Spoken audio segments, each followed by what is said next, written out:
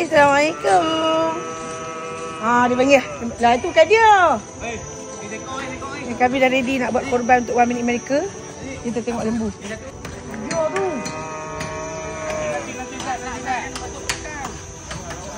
Sekarang sesi untuk menjatuhkan lembu.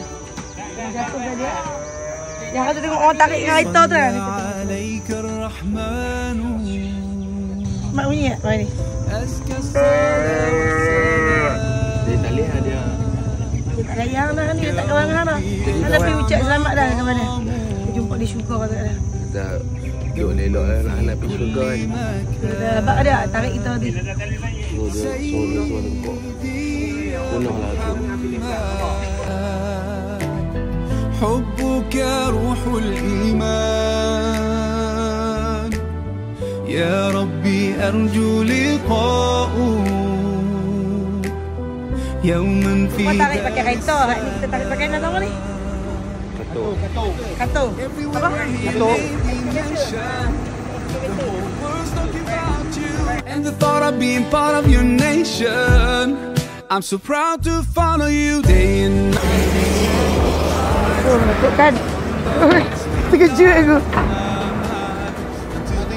Dia pernah buat apa kat lembu tu? Dia pernah buat apa kat lembu tu? Oh, dia pernah angkat. Oh, angkat.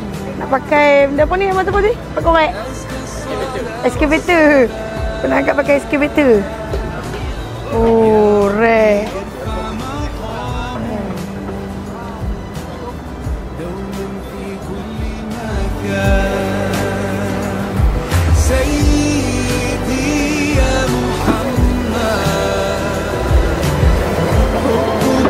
Yang paling kuat tu suami saya lah.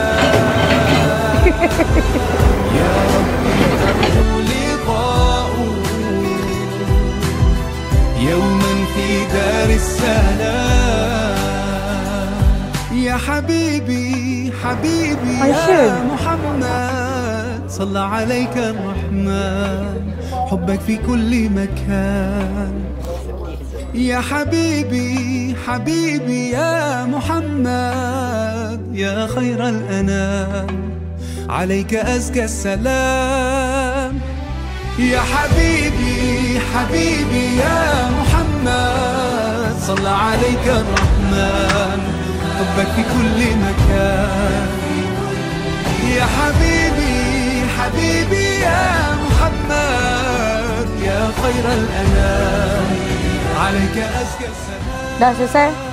Sabi kena susah lah. Sekejap lagi kita akan start buat edaran. Dekat kampung pun ada, dekat staff-staff punya kampung pun ada. Okay. Bye.